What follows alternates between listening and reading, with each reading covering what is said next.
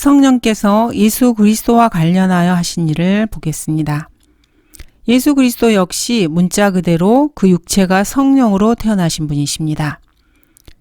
그리스도인들은 영적으로 성령에 의해서 태어났지만은 예수 그리스도께서는 육체적으로 실제로 성령에 의해서 태어나신 분입니다. 성령께서 예수님을 잉태하게 하신 분이십니다. 또 주 예수 그리스도께서는 마태복음 4장 1절에 따르면은 시험을 받으시기 위해 침례를 받으신 후 성령의 이끌림으로 광야로 인도되셨습니다. 그러므로 성령께서는 주 예수 그리스도의 사역과 아주 밀접하게 관련이 되어 있습니다. 예수께서는 사역을 시작하시기 전에 성령에 의해 기름 부음을 받으셨습니다.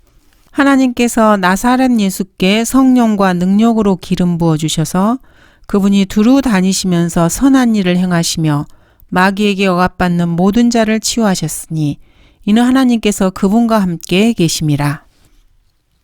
그뿐만이 아닙니다. 히브리서 9장 14절입니다. 하물며 영원하신 성령을 통하여 흠없는 자신을 하나님께 드린 그리스도의 피가 어찌 죽은 행실에서 너희 양심을 정결케 하여 살아계신 하나님을 섬기게 하지 못하겠느냐. 예수 그리스도께서는 성령의 능력으로 십자가의 고통을 겪으셨다는 것을 이 구절을 통해서 알 수 있습니다. 다음은 로마서 1장 4절입니다. 거룩의 영으로는 죽은 자들로부터 부활하여 능력으로 하나님의 아들로 선포되셨으니 이 말씀에 따르면은 예수님께서는 성령의 능력으로 무덤에서 부활하셨습니다. 다음은 사도행전 1장 2절입니다. 주께서 택하신 사도들에게 성령을 통하여 계명들을 주신 후 들려 올라가신 그날까지의 모든 일을 기록하였노라. 예수님께서는 성령을 통하여 그의 제자들과 그의 교회에게 지시하셨습니다. 예수님께서는 믿는 자들에게 성령을 주셨습니다. 그러므로 그가 하나님의 오른손으로 높임을 받고 또 아버지로부터 성령의 약속을 받아서 지금 너희가 보고 듣는 이것을 부어주셨느니라. 그러므로 성령께서는 하나님의 말씀에서 대단히 중요하고 아버지 하나님이나 아들 하나님의 뒷좌석이나 차지하는 그런 분이 결코 아닙니다. 창조사역에서 성령님께서 역사하셨습니다. 또 우주를 보존하시는 것을 성령께서 행하시고 계시고 불신자에게도 성령님께서는 관여하십니다. 또 성경에도 성령님께서 관여하십니다. 또 주 예수 그리스도와 관련하여 성령님께서 역사하십니다. 성령께서 하시는 다른 일들로는 사람들과 다투시기도 하시고 사람들에게 조명을 주시고 사람들에게 지혜를 주시고 또 일상적인 일을 하는데 사람들을 도우기도 하십니다. 또 특별한 능력을 요구하는 특별한 직업을 위해서 사람들에게 기름을 부어주시기도 하십니다. 그리고 믿는 그리스도인들의 삶 속에서 성령님께서 행하시기도 하십니다. 성령께서는 믿는 그리스도인 안에서 행하시는 39가지의 다양한 사역들이 있습니다. 지상에 살고 있는 은사주의자나 오순절 사람들은 그 중에 대부분을 알지 못합니다. 성령을 말하는 사람들 사이에서 성령에 대한 지식이 가장 적은 것입니다. 성경은 1차적으로 교리를 위해서 기록되었습니다. 이러한 말씀과 달리 자신의 개인적인 경험이 가장 중요하다고 떠벌리는 그런 사람들은 육신적인 사람들입니다. 이들은 자신들의 삶 속에서 성령께서 하시는 일에 대해서 전혀 알지 못합니다. 성령님의 역사에 대해서 살펴보도록 하겠습니다. 성령께서는 삼위일체 세 번째 신격이신 하나님이십니다. 신격의 세 번째 분으로서 성령께서는 매우 활동적이십니다. 성령님께서 활동하시는 분야는 우주와 지상의 사람들과 관련이 되어 있습니다. 사도행전 2장 이후로 믿는 사람들에 대한 성령의 역사가 조금 바뀌었습니다.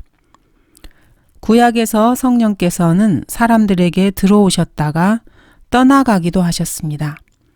이 예로는 사울과 삼손과 다윗을 다루는 데서 분명히 드러납니다.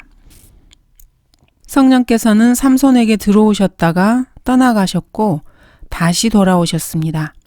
사울에게는 들어오셨다가 떠나가시고 다시 되돌아오지 않으셨습니다.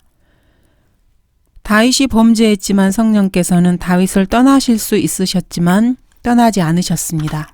왜냐하면 다윗은 확실한 자비를 받은 사람으로 이 시대에 그리스도의 몸된 교회의 모형이기 때문입니다. 다윗에게는 성령께서는 왔다가 떠나기도 하셨습니다. 구약 시대에는 말입니다. 오순절 때 성령께서는 믿는 사람들 안에 거하시기 위해서 들어오셨습니다. 그렇게 해서 예수 그리스도의 살아있는 교회, 그리스도의 몸된 교회에 들어와 사시고 성도들을 그리스도 안에서 한 몸으로 만드셨습니다. 구약에서의 성령의 역사는 재판관계 6장에서 볼 수 있습니다. 그러나 주의 영이 기드온에게 임하시어라고 기록하고 있습니다. 사무엘상 16장에서는 주의 영이 사울에게서 떠나고 라고 기록되어 있습니다. 다윗은 시편 51편에서 죄를 짓고 이렇게 기도했습니다. 주의 거룩한 영을 내게서 거두어 가지 마소서. 그렇지만 이 시대의 교회 시대에는 은혜의 시대이기 때문에 성령께서 그리스도의 몸에 거하시기 위해서 오셨습니다. 그래서 다윗처럼 결코 기도하지 않습니다. 왜냐하면 성령께서는 성도들의 몸 안에 영원히 거하시고 결코 떠나지 않으시기 때문입니다. 에베소서 4장 30절에서 이 사실이 분명하게 드러났습니다. 하나님의 거룩한 영을 슬프게 하지 말라. 너희가 그로 인해 구속의 날까지 인치심을 받았느니라. 그리스도인들은 그 몸이 변화되어서 구속받는 그 날까지 성령의 보증으로 인침을 받으셨습니다. 위로자이신 성령께서 오시면은 그가 너희와 함께 영원히 거하시리라고 예수님께서는 말씀하셨습니다. 그리스도인들이 휴거될 때까지 성령께서는 그리스도인의 몸 안에 영원히 내주하시고 믿는 사람들의 몸에 거하십니다. 그래서 그리스도인들은 예수님의 뼈 중에 뼈요, 살 중에 살이 되는 것인데 이 일을 행하시는 분이 바로 성령님이십니다. 성령님께서는 믿는 사람들과 관련해서 역사하십니다. 최소한 39가지에서 40가지 이상의 일을 행하십니다. 성령께서 하시는 일은 아주 강력하고 성경적입니다. 먼저 성령님께서는 창조에 관여하십니다. 우주의 보존과 믿지 않는 자들과 성경과 주 예수 그리스도와 관련해서 성령님께서 역사하십니다. 성령께서는 창조, 보존, 조명, 거듭남, 성화, 양자됨, 그리고 그 외에 많은 곳에서 역사하십니다. 악령에 사로잡힌 사람들은 성령을 잘못 강조하고 있습니다.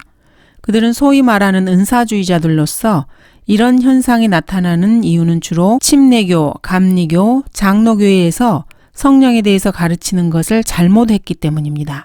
사람들이 무지함으로 인해서 이러한 이단들이 생겨난 것입니다. 사도행전 19장과 2장을 적절하지 않게 잘못 악용한 것입니다.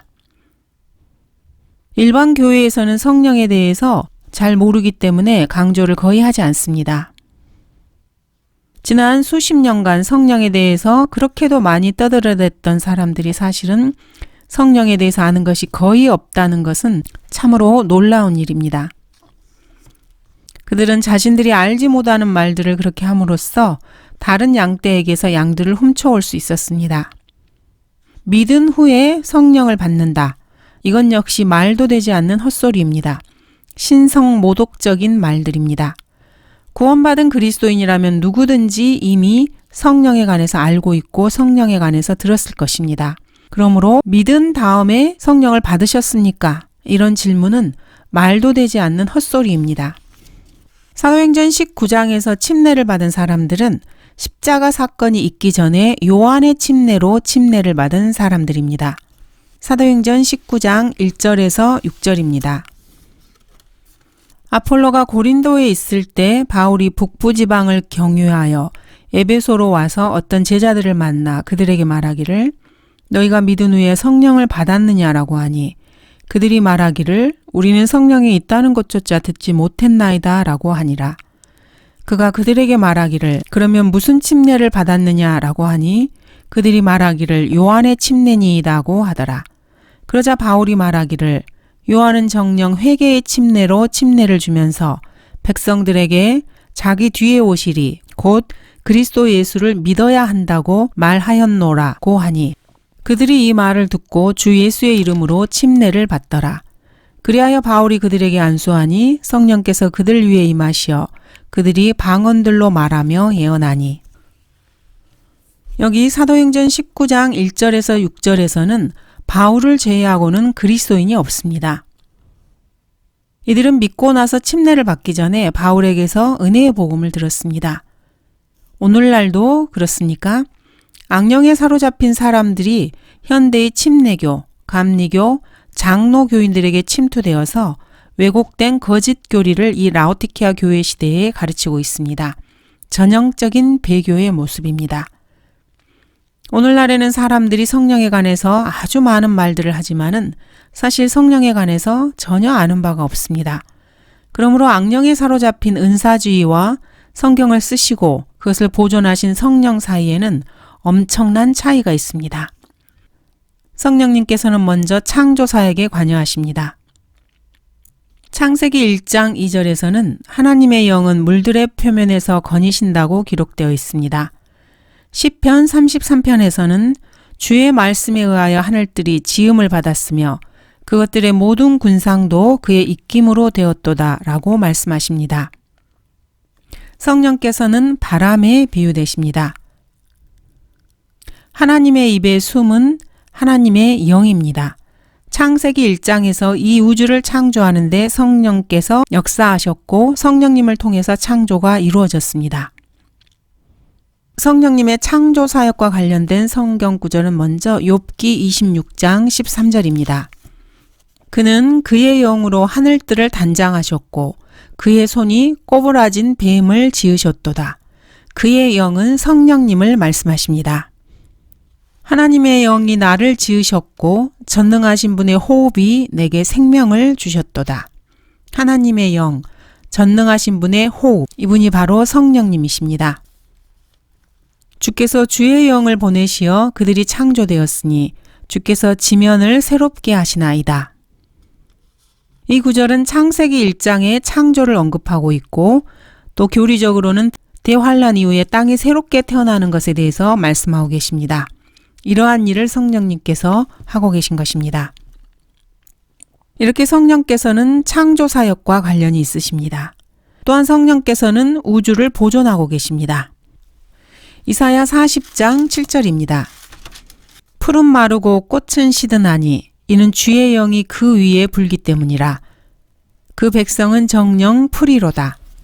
성령께서는 창조하시고 보존하시고 원하시는 대로 멸하십니다. 시편 104편 30절에서는 주께서 주의 영을 보내시어 그들이 창조되었으니 주께서 지면을 새롭게 하셨다고 기록되어 있습니다. 하나님의 말씀, 성령의 힘으로 세상은 새롭게 됩니다. 땅에 아주 작은 크기의 아주 작고 오래된 씨를 심어서 아주 큰 2개의 줄기가 나오는 것을 알고 싶으십니까? 큰 줄기가 나오는 이유는 무엇입니까? 그것은 바로 하나님의 영 때문입니다. 어머니 자연이나 농림부 당국의 노력으로 그런 것들이 나오는 것이 아닙니다.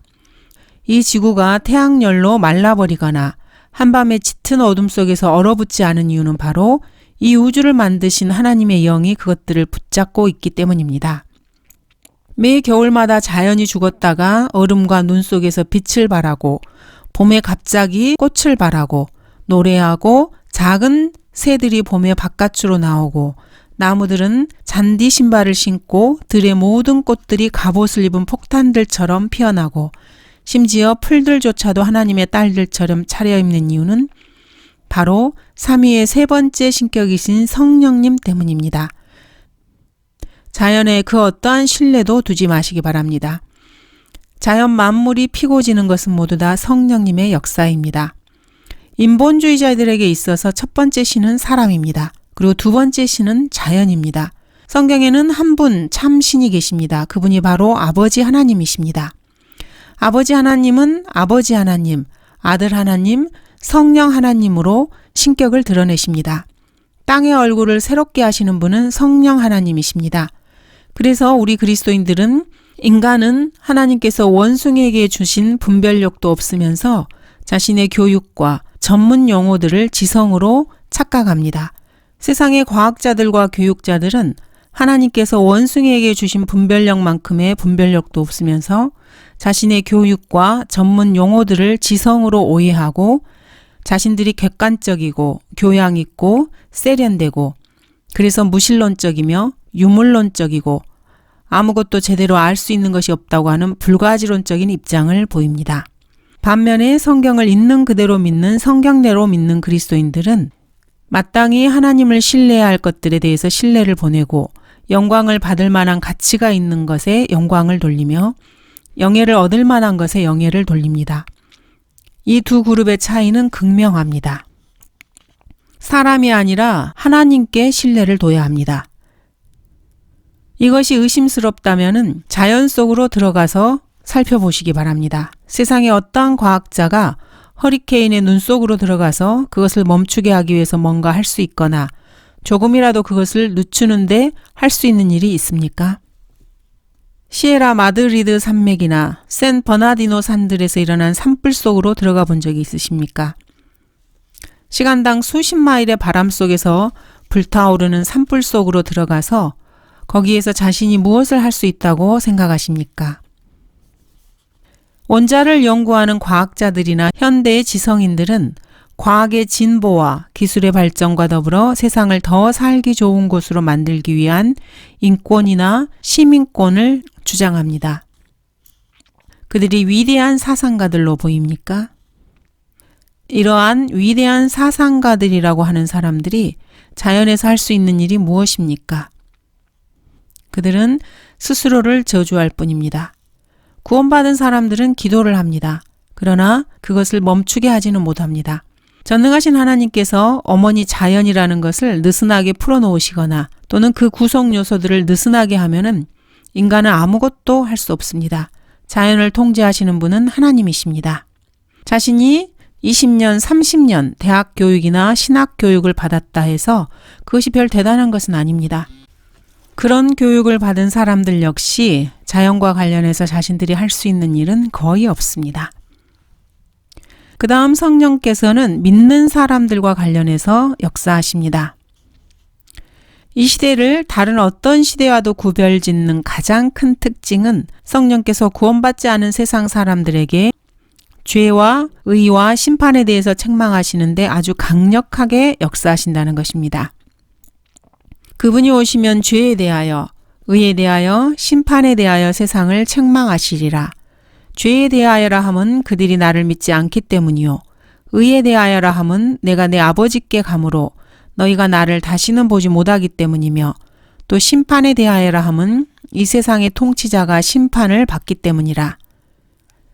그분이 오시면 죄에 대하여, 의에 대하여, 심판에 대하여 세상을 책망하신다고 하십니다.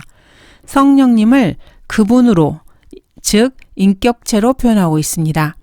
성령께서는 오늘날 세상에서 아주 활발하게 활동하고 계십니다. 여러분들이 살고 있는 이 시대에 하나님께서 주신 가장 큰 경고들 중에 하나가 바로 석유 자원의 공급의 고갈입니다. 여러분들이 킹제임스 성경을 믿는다면은 기름은 성령의 위형입니다. 기름 공급이 바닥나게 되는 것을 볼 때 여러분들은 성령께서 사람들의 여러 활동에서 뒤로 물러나셔서 자연을 되어가는 대로 내버려 두신다는 것을 보게 됩니다. 성령께서 뒤로 물러서시면 인간의 타락은 절정에 달하게 됩니다. 이 시대 끝날 가장 큰 표적들 중에 하나는 무화과 나무나 곡과 마곡과 에스겔의 현상과는 전혀 상관이 없습니다. 바로 기름이 바닥나고 있다는 사실과 관련이 있습니다. 라오디케아 교회의 끝은 하나님께서 사람들과 다투시는 것을 그만두기 시작하는 때입니다. 왜냐하면 상황은 계속 반복되어지기 때문입니다. 노아의 때 주께서는 내 영이 항상 사람과 다투지는 않으리니라고 말씀하셨습니다. 이 상황은 곧 다시 반복될 것입니다. 오늘날 성령께서는 세상을 죄에 대해서 정죄하십니다. 왜냐하면 세상이 예수 그리스도를 믿지 않기 때문입니다. 사람을 지옥에 보내는 최고의 죄는 담배를 피우거나 술을 마시거나 간음, 강간, 음행, 도둑질, 강도, 거짓말, 속임수, 맹세, 살인, 납치 이런 것들이 아닙니다. 사람을 저주하는 죄는 바로 주 예수 그리스도를 믿는 것을 거부하는 죄입니다. 이것이 바로 사람들이 그 죄를 고백하는 것을 듣지 못하는 이유입니다. 구원받지 못한 사람들은 주 예수 그리스도를 거부한 죄를 고백하기 전에 어떠한 죄라도 고백할 수 있습니다. 우리 시대에 드러난 가장 두드러진 심리학적, 정신병리학적 현상 중에 하나가 바로 그것입니다. 구원을 받았든지 받지 않았든지 간에 이러한 내용을 언급하는 정신과 의사는 단 하나도 없습니다. 고해성사 때 고백된 모든 죄들 가운데서 이렇게 고백하는 그런 죄는 없습니다. 주 하나님, 예수 그리스도 안에 있는 하나님의 의를 거부하고 저 개인의 의를 신뢰해서 정말 죄를 지었습니다. 하나님의 아들이신 예수 그리스도의 의 대신에 제 자신의 의를 신뢰하는 저를 용서해 주세요. 이렇게 고백하지는 않습니다. 사람들이 고백하지 않는 죄가 바로 이 죄입니다. 그분이 오시면 죄에 대하여, 의에 대하여, 심판에 대하여 세상을 책망하시리라.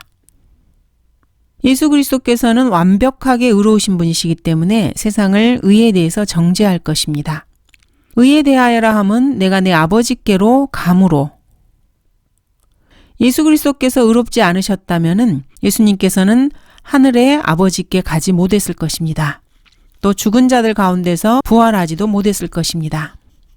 하나님께서는 의로 세상을 심판하실 한 날을 친히 정해 놓으셨습니다. 사도행전 17장 31절입니다. 이는 하나님께서 친히 선정하신 사람으로 하여금 의로 세상을 심판하실 한 날을 정해 놓으시고 그를 죽은 자들로부터 살리시어 모든 사람에게 믿음의 확신을 주셨습니다. 그리스도께서 의로우신 분이라는 것은 주님께서 죽은 자 가운데서 살아나셔서 어떠한 거리낌 없이 아버지께로 되돌아가셨다는 그 사실로 알 수 있습니다. 부처는 그렇게 할 수 없었습니다. 마호메트 역시 여전히 차가운 죽음 가운데 있습니다. 공자, 맹자 그 누구도 이 일을 하지 못했습니다. 성령께서는 그분이 오시면 죄에 대하여, 의에 대하여, 심판에 대하여 세상을 책망하시리라고 하십니다. 성령께서는 세상을 심판에 대하여 정죄하실 것입니다. 왜냐하면 사탄은 이미 갈보리에서 심판을 받았기 때문입니다.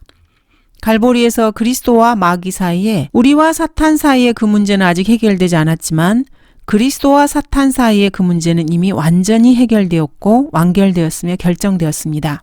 그리스도께서 십자가에서 돌아가셨을 때 이 세상의 통치자는 심판을 받았습니다. 사탄은 하나님에 대한 자신의 증오를 보였습니다. 사탄은 하나님 아버지께서 사랑하시는 아들 하나님, 독생자에게 자신의 분노를 드러냈습니다. 사탄은 자신의 완전한 사탄적인 의도와 동기를 드러냈고 그것을 공개적으로 나타냈습니다. 사탄은 자신의 홈구장에서 합법적이고 정당하게 패배했습니다. 그러므로 세상의 통치자인 세상 신이 심판을 받았기 때문에 세상 역시 정죄함을 받았습니다. 이 세상의 신은 사탄이기 때문입니다. 그리스도께서 갈보리에서 돌아가셨을 때 그것은 지상에서의 사탄의 적법한 통치를 끝낸 것이었습니다. 이제 그 지배권은 예수 그리스도께 속해 있습니다. 예수께서는 다윗처럼 망명 중에 있는 왕이지만 다윗처럼 자신의 왕권을 되돌려받기를 기다리고 계십니다. 그러므로 계속해서 예수 그리스도와 갈보리를 증거하는 것이 바로 성령의 역사입니다. 그것이 성령님의 일입니다. 전적으로 그런 것은 아니지만 성령께서는 주로 믿는 사람들의 증거를 통해서 이 일을 행하십니다. 왜냐하면 성령께서는 하나님의 말씀을 통해 사람들의 양심에 역사하기 때문입니다. 그리스도인들은 증거하고 성령께서는 그리스도인들을 사용하셔서 사람들을 죄와 의와 심판에 대해 찔림을 주십니다. 그리스도인들이 해야 할 일이 여기에 있습니다. 전능하신 하나님께서 그리스도인들이 자신의 임무를 다하도록 도우실 것입니다. 성령께서는 성경에 관련하여 일하십니다. 성령께서는 성경의 저자로서 성경과 관련해서 아주 확고하고 계속적으로 사역하고 계십니다. 성령님의 사역은 최초의 원본에 영감을 불어넣으신 것뿐만 아니라 어떤 시대에 어떤 믿는 사람이라도 하나님의 말씀을 가질 수 있도록 그 사본의 권위와 절대무효성을 지키는 것입니다. 성령께서 바로 성경의 저자이십니다. 먼저 이것을 알지니 성경의 어떤 애언도 사사로운 해석에서 나온 것이 아니니 예언은 예전에 사람의 뜻에서 나온 것이 아니요 오직 하나님의 거룩한 사람들이 성령으로 감동을 받아 말한 것이니라. 모든 성경은 하나님의 영감으로 주어진 것으로 교리와 책망과 바로잡음과 의로 훈육하기에 유익하니 이는 하나님의 사람이 온전하게 되며 모든 선한 일에 철저히 구비되게 하려 함이니라. 성령께서는 최초의 온본이 아니라 성경의 영감을 불어넣으셨습니다. 베드로후서 1장 20절 21절에 따르면은 사람이 쓴 것에 관해서가 아니라 사람이 말한 것과 관련이 있습니다. 하나님의 거룩한 사람들이 성령으로 감동을 받아 말한 것이니라. 반면에 영감은 성경이 기록될 때 성령께서 거기에 불어넣으십니다. 성경에서 성경, 즉 스크립처라는 용어는 결코 최초의 온본을 언급하는 것이 아닙니다. 현대 이단은 최초의 필사본들에만 하나님께서 영감을 주셨다고 잘못 가르치고 있습니다. 소위 말하는 근본주의 대학에서 신학교에서 이러한 것들을 가르치고 있습니다. 이것은 참으로 신성모독적인 이단입니다. 디모데후서 3장 16절의 문맥을 살펴보면은 그 어디에도 최초의 온본에만 하나님께서 영감을 불어넣으셨다는 구절은 없습니다. 하나님의 말씀에 대해서 진지하고 양심적으로 공부하는 그리스도인이라면은 항상 헬라어나 히브리어 교수보다도 훨씬 더 많은 사리분별력을 가지고 있습니다. 디모데후서 3장 16절의 문맥은 최초의 필사본들과는 전혀 상관이 없습니다. 그러므로 최초의 필사본들만 영감을 받았다고 주장하는 신성모독적인 이단은 하나님의 말씀을 난도질한 것입니다. 모세가 최초의 모세오경을 기록한 지 1500년 뒤에 디모데가 가지고 있었던 성경을 언급하는 문맥입니다. 성령께서는 성경의 저자이시고 성경의 보존자이시며 성경을 해석해 주시는 분이십니다. 그때 그들의 지각을 열어 성경을 깨닫게 하신 분, 그분이 바로 성령님이십니다. 그러므로 성령께서는 그리스도인들에게 성경을 해석해 주시는 분이십니다.